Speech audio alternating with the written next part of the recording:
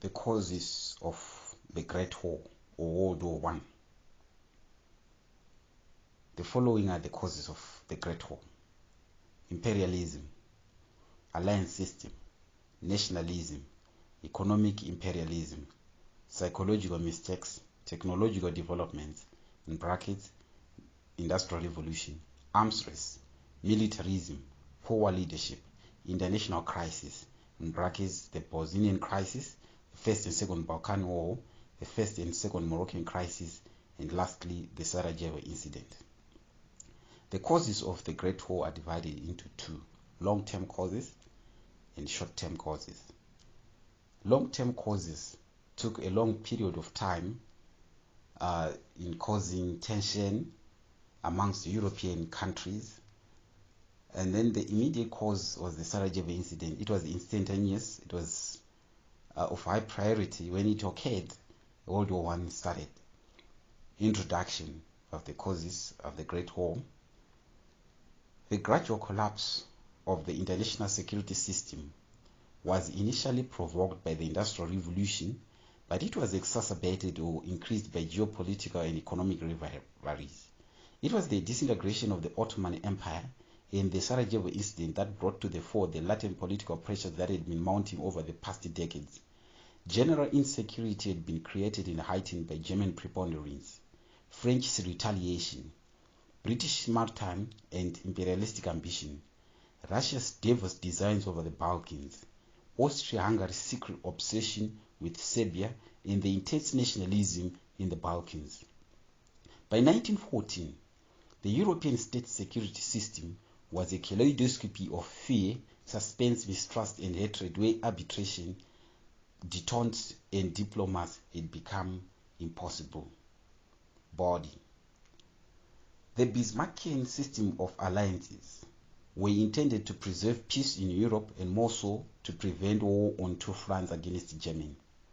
Such a nightmare coalition of France and Russia proved fatal to the new German Empire. Bismarck, through a complicated system of alliances with Austria-Hungary, Italy, and Russia, managed to preserve peace in Europe by putting such others to throat and France in diplomatic isolation. The cornerstone of Bismarck's alliance system was the dual alliance, which made it impossible for France and Russia to wage war either on Austria-Hungary or Germany. Bridge and Bailey in 1980 argues that the dual alliance was Bismarck's masterpiece.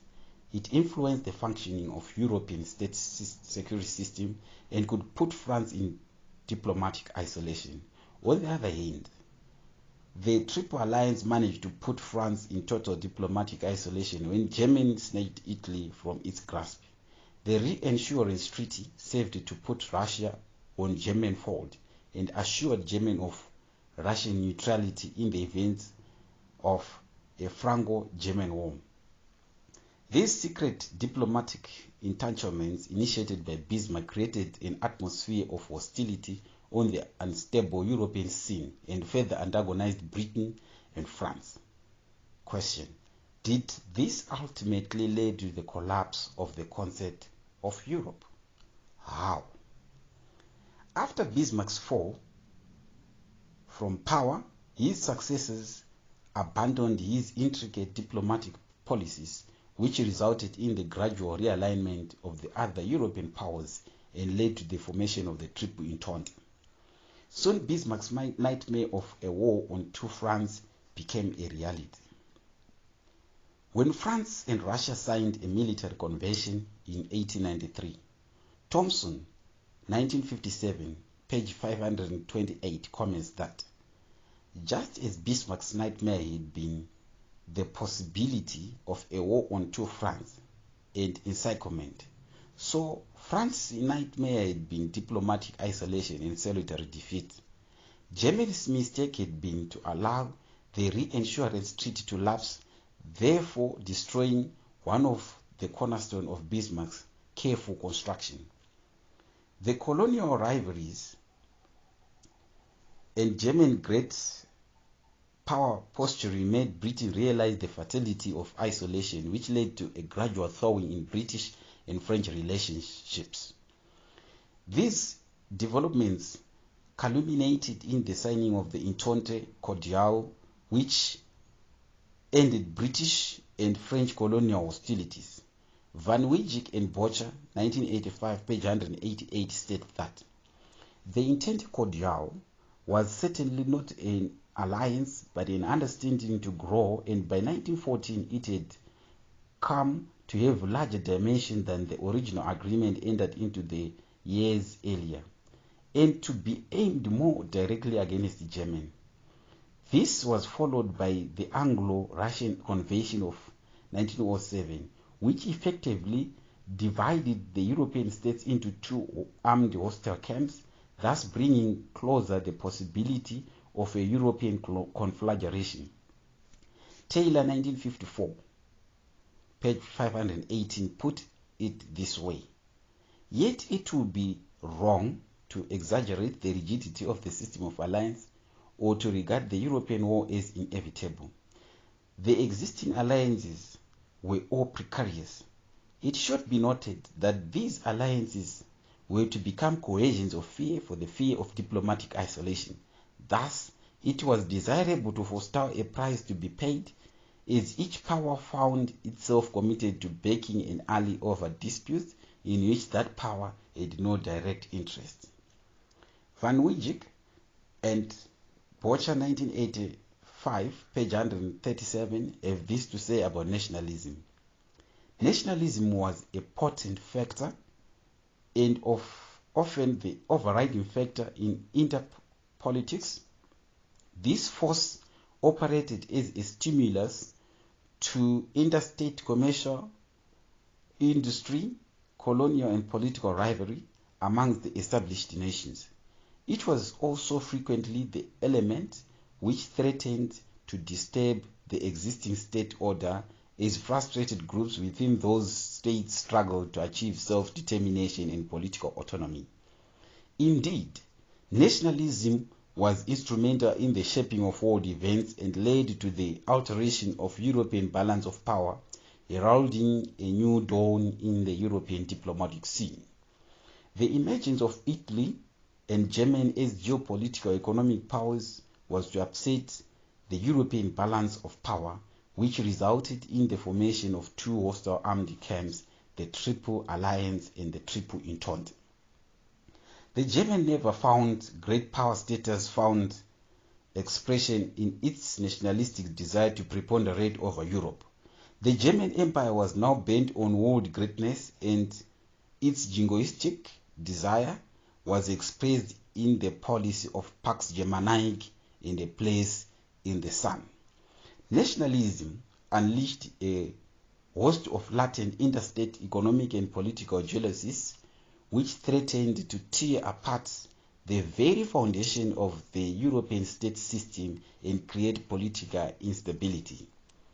Austria-Hungary's fear of the insurgent military nationalism within and without its borders, and its naked dread of Russian encirclement forced it to pursue an aggressive expansionist policy in the Balkans. This caused the wrath of Russia, which felt economically threatened, and awakened its intense pan-Slavic passions to check Austrian aggrandizement in the Balkans.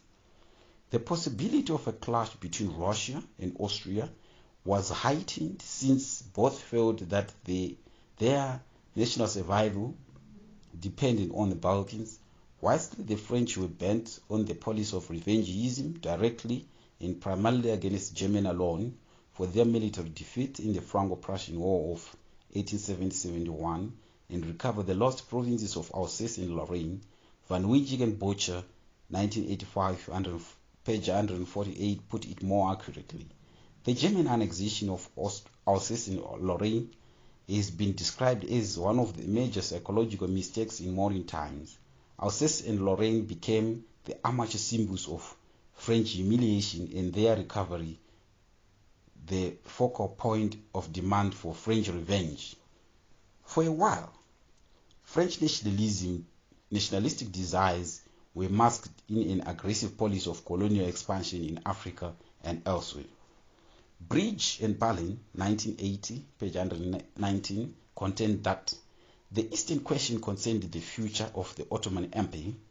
a future which happened increasingly problematic as nationalistic feelings developed among the empire's subject people in the Balkans.